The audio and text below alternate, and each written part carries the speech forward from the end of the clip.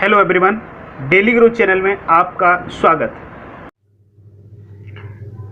आज 24 अप्रैल और 24 अप्रैल से करंट अफेयर के जो भी इम्पोर्टेंट प्रश्न बन सकते हैं उन सभी प्रश्नों को इस वीडियो में डिस्कस करेंगे। साथ ही यदि आप इस वीडियो का पीडीएफ चाहते हैं तो आप हमारे टेलीग्राम चैनल को ज्वाइन कर सकते हैं। वहाँ से आपको सभी वीडियो के पीडीएफ एक साथ मिल जाएंगे। और वीडियो के अंत में एक प्रश्न भी पूछूंगा जिसका उत्तर आपको कमेंट करना है, साथ ही पिछले वाले क्वेश्चन का उत्तर भी बताएंगे। अब शुरू करते हैं। तो पहला क्वेश्चन देखते हैं। पहला क्वेश्चन है आज का, विश्व प्रेस स्वतंत्रता सूचकांक, विश्व प्रेस स्वतंत्रता सूचकांक 2020 में भारत का कौन सा स्थान रहा? तो विश्व प्रेस स्वतंत्रता सूचकांक 2020 में भारत का स्थान रहा है 142वां। कौन सा रहा है? 142वां। इसलिए इसका सही उत्तर है ए। अब बात है आखिर 145 नंबर वह किसका रहा है? तो 145वां जो स्थान रहा है वो पाकिस्तान का। 177वां 177 ये रहा है चीन का। किसका रहा? चीन का, चाइना। और 151वां रहा है बांग्लादेश का। किसका? बांग्लादेश का। तो अब बात आती है नंबर 1 पर कौन रहा है? तो विश्व प्रेस स्वतंत्रता सूचकांक 2020 में 1 नंबर पर रहा है नॉर्वे। कौन सा रहा है? नॉर्वे। तो नॉर्वे देश टॉप पर रहा है। इसका स्कोर कितना रहा? तो नॉर्वे का स्कोर रहा 7.84 और जबकि भारत का स्कोर रहा 45.33। तो ये स्थान रहे। और कितने देशों को शामिल किया गया इस सर्वे में? तो इस सर्वे में शामिल किया गया 180 देशों को। अब 180 देशों में सबसे टॉप पर रहा नॉर्वे और भारत रहा 142वें स्थान पर, जो महत्वपूर्ण है पॉइंट। और सबसे लास्ट में रहा उत्तर कोरिया। कौन रहा? उत्तर कोरिया। अब आखिर ये जारी कौन करता है? विश्व प्रेस स्वतंत्रता सूचकांक जारी कौन करता है? तो ये जारी करता है रिपोर्टर्स विदाउट बॉर्डर्स। कौन सी? रिपोर्टर्स विदाउट बॉर्डर्स सूचकांक को जारी करता है। इसकी स्थापना कब हुई थी? 1950 की। इसका हेडक्वार्टर कहाँ है? पेरिस। कहाँ पे? फ्रांस में। तो अब नेक्स्ट क्वेश्चन देखते हैं।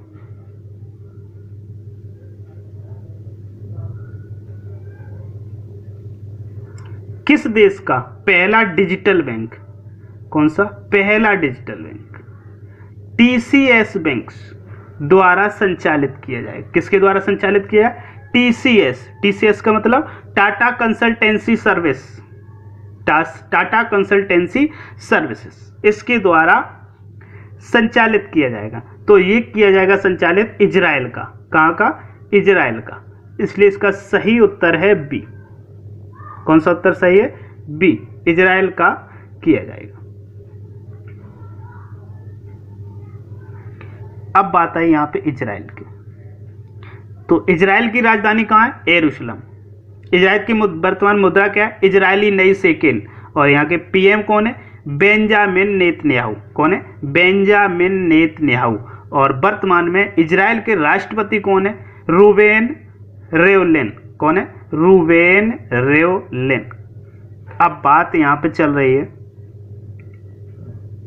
इजराइल की और टाटा कंसल्टेंसी सर्विसेज की। तो टाटा कंसल्टेंसी सर्विसेज के जो वर्तमान में यानी कि टाटा सन्स बोर्ड के अध्यक्ष हैं वो कौन है? नटराजन चंद्रशेखरन। कौन है? नटराजन चंद्रशेखरन। और जो इजराइल में टीसीएस बैंक लॉन्च करेगा वो पूर्णतः डिजिटल बैंक होगा। कब लॉन्च करेगा? 2020 में। कब करेगा? 2020 में। अब टीसीएस बैंक्स ये क्या है? तो ये क्या है? एक यूनिवर्सल वित्तीय समाधान प्लेटफॉर्म है। क्या है? यूनिवर्सल वित्तीय समाधान प्लेटफॉर्म है। यह डिजिटल बैंकिंग अवेयरनेस प्लेटफॉर्म है जो ग्लोबल बैंकिंग प्लेटफॉर्म द्वारा संचालित किया जाएगा। अब नेक्स्ट क्वेश्चन देखते हैं।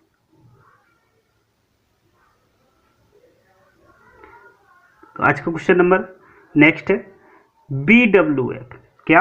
BWF के IM बैडमिंटन अभियान, कौन सा अभियान? IM badminton. तो IM बैडमिंटन अभियान की ब्रांड एम्बेसडर में हाल ही में किसे शामिल किया गया है? तो IM बैडमिंटन अभियान में शामिल किया गया है PV सिंधु। किसको शामिल किया गया है? PV सिंधु को। इसलिए इसका सही उत्तर है ए। अब बात है यहाँ पे ब्रांड एम्बेसडर्स। तो PV सिंधु के अतिरिक्त कौन कौन से ब्रांड एम्बेसडर हैं BWF के? अब BWF क्या है यहाँ पे? BWF का मतलब है badminton world federation. Badminton world federation. तो इनके PV सिंधु के अतिरिक्त जो एम्बेसडर्स हैं उनके नाम निम्न प्रकार हैं। चीनी जोड़ी। तो चीनी जोड़ी कौन कौन सी है? सेंग सीबेई और हुआंग याओंग। कनाडा की मिशेल ली, इंग्लैंड के जैक सेफर्ड, हांगकांग के चेन हो यूएन और जर्मनी के वलेस्का नोबलाच और जर्मनी के ही मार्क जेबलर, जो एथलीट आयोग के अध्यक्ष भी। तो ये पूरी की पूरी टीम किसकी है? BWF के ब्रांड एम्बेसडर्स की। अब BWF का हेडक्वार्टर कहाँ है? कुआलालंपुर, मलेशिया में। इसकी स्थापना कब हुई? 5 जुलाई 1934 को। और वर्तमान में इसके अध्यक्ष कौन है? Paul Eric होयर Larsen. कौन है? Paul Eric होयर Larsen. अब देखते हैं नेक्स्ट क्वेश्चन।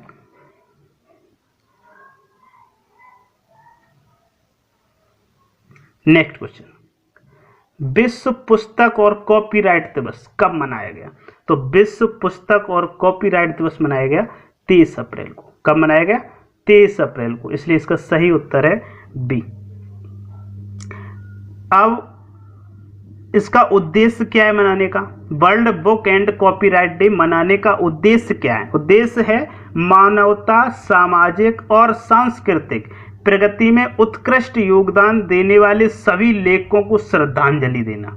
ये इसका उद्देश्य है। इस बार विश्व पुस्तक राजधानी किसे घोषित किया गया? कुआलालंपुर को, मलेशिया। हर बार क्या होता है कि यूनेस्को द्वारा पुस्तकों के प्रकाशन और पुस्तकों के विक्रेता उद्योगों का प्रतिनिधित्व करने वाले अन्य अंतर्राष्ट्रीय संगठन द्वारा विश्व पुस्तक राजधानी प्रत्येक वर्ष चयन की जाती है और वो उसका कार्यकाल 1 वर्ष तक रहता है। यानी कि 23 अप्रैल से शुरू होकर 1 वर्ष तक रहता है। तो इस बार चुना गया है कुआलालंपुर को। किसको चुना गया? कुआलालंपुर को। अब सबसे पहले इसकी शुरुआत कहाँ हुई थी? 23 अप्रैल 1995 को पेरिस, फ्रांस में शुरुआत हुई थी। यूनेस्को की आम बैठक में ये घोषित किया गया था और वर्तमान में इसके महानिदेशक कौन है? Andre Azoulay. कौन है? Andre Azoulay. गठन कब हुआ? 4 नवंबर 1946 को। कब हुआ? 4 नवंबर 1946 को। किसका गठन हुआ? यूनेस्को का गठन हुआ। और ये महानिदेशक किसके हैं? आंड्रे अजोले जो महानिदेशक हैं वो यूनेस्को के। इसका हेडक्वार्टर कहाँ है? पेरिस, फ्रांस में। अब बात है यूनेस्को की। तो यूनेस्को का पूरा नाम क्या है? United Nations Educational, Scientific and Cultural Organization. अब नेक्स्ट क्वेश्चन,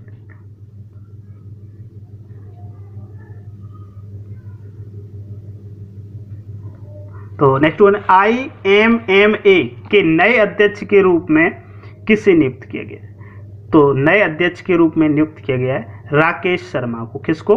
राकेश शर्मा को। इसलिए इसका सही उत्तर है सी। अब IMMA ये क्या है? International motorcycle manufacturers association. क्या है? International motorcycle manufacturers association. Rakesh Sharma को चुना गया है अध्यक्ष इस बार। ये क्या है? 2 साल के लिए चुना गया है। कितने साल के लिए? 2 साल के लिए। इससे पहले अभी उपाध्यक्ष के तौर पर इसमें ये कार्य कर रहे थे। और राकेश शर्मा वर्तमान में बजाज ऑटो के कार्यकारी निदेशक हैं। कौन है? बजाज ऑटो के कार्यकारी निदेशक हैं। अब बताइए IMMA इसकी स्थापना कब हुई थी? 1947 को। कब हुई थी? 1947 को। इसका हेडक्वार्टर कहाँ है? जेनेवा, स्विट्जरलैंड में। कहाँ है? जेनेवा, स्विट्जरलैंड में। अब नेक्स्ट क्वेश्चन देखते हैं। नेक्स्ट क्वेश्चन है, विलियम ई कॉल्बी पुरस्कार हाल ही में किसने जीता? विलियम ई कॉल्बी पुरस्कार हाल ही में जीता है, किसने जीता?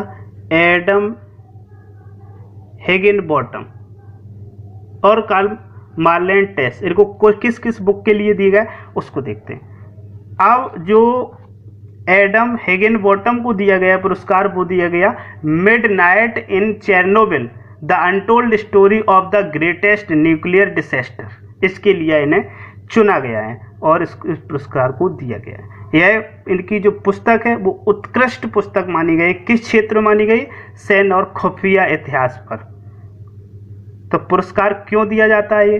ये पुरस्कार इसलिए दिया जाता है CIA के निदेशक, CIA क्या है? अब सेंट्रल इंटेलिजेंस एजेंसी के निदेशक विलियम ई कॉल्बी के नाम पर दिया जाता है। इसकी शुरुआत की गई थी 1999 में।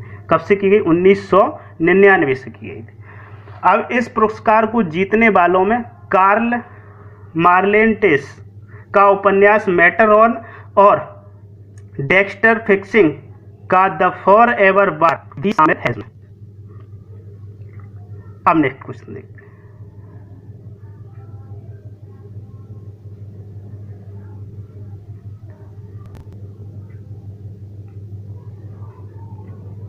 हैरी और मेगन मार्केल ने ब्रिटेन के कितने अखबारों को गलत खबरें छापने के आरोप में ब्लैक लिस्ट कर दिया है? तो ये किया 4 अखबारों को, इसलिए सही उत्तर है बी। अब कौन कौन से 4 अखबार हैं जिनको ब्लैक लिस्ट किया गया? The Sun, Daily Mail, Mirror और एक्सप्रेस। इन 4 अखबारों को ब्लैक लिस्टेड कर दिया गया। अब नेक्स्ट क्वेश्चन देखते हैं। नेक्स्ट क्वेश्चन क्या है? गूगल कंपनी ने दृष्टिहीन लोगों के लिए किस नाम का कीबोर्ड विकसित किया है? तो गूगल ने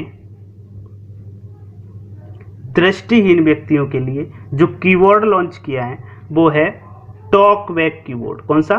टॉकबैक। इसलिए इसका सही उत्तर है सी। यह एक ब्रेल कीबोर्ड विकसित किया है। किसने किया है? गूगल ने। तो गूगल के CEO कौन है? सुंदर पिचाई। सुंदर पिचाई कौन है? भारतीय मूल के। कौन है? भारतीय मूल के, जिनका जन्म मदुरई तमिलनाडु हुआ। कहाँ पे? मदुरई तमिलनाडु। और ये अल्फाबेट कंपनी के भी CEO हैं। कौन से कंपनी के और CEO हैं? अल्फाबेट कंपनी के। अब नेक्स्ट क्वेश्चन देखते हैं।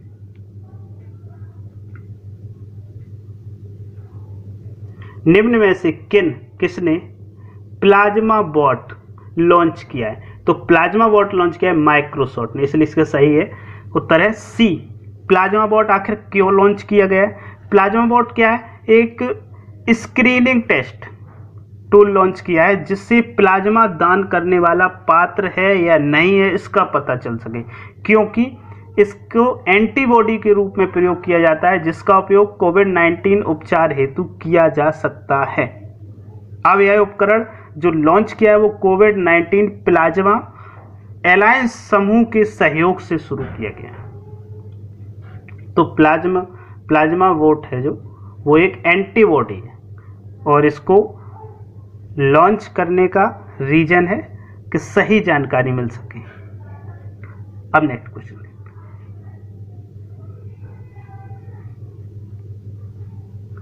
बांग्लादेश में किस कंपनी ने third party fact checking system launch किया है? Third party fact checking system जो लॉन्च किया है वो लॉन्च किया है फेसबुक ने। किसने किया? फेसबुक ने। इसलिए इसका सही उत्तर है ए। आखिर फेसबुक के CEO कौन है वर्तमान में? Mark Zuckerberg. तो ये क्यों लॉन्च किया गया? ये इसलिए किया गया है देश में गलत और फेक न्यूज को फैलाने से रोकने के लिए। बांग्लादेश में फेसबुक ने अपना third party fact check system जो लॉन्च किया है, उसके लिए फेसबुक ने बूम फैक्ट चेक के साथ भागीदारी की है। किसके साथ? बूम फैक्ट चेक के साथ भागीदारी की है। यह वीडियो, तस्वीरों, स्टोरी आदि की समीक्षा करेगा और मूल्यांकन करेगा। जो इसमें फेक न्यूज होगी उसका अलग से कॉलम बन के आ जाएगा और अलग न्यूज में चला जाएगा, जिससे इसका प्रचार गलत नहीं हो पाएगा। यह कार्यक्रम फेसबुक द्वारा 2016 में शुरू किया गया था। अब देखते हैं कल का प्रश्न। तो कल का प्रश्न है 21 अप्रैल को पूरे भारत में कौन सा दिवस मनाया जाता है? तो इसका सही उत्तर है भारतीय सिविल सेवा दिवस। अब आज का प्रश्न जिसका उत्तर आपको कमेंट करना है।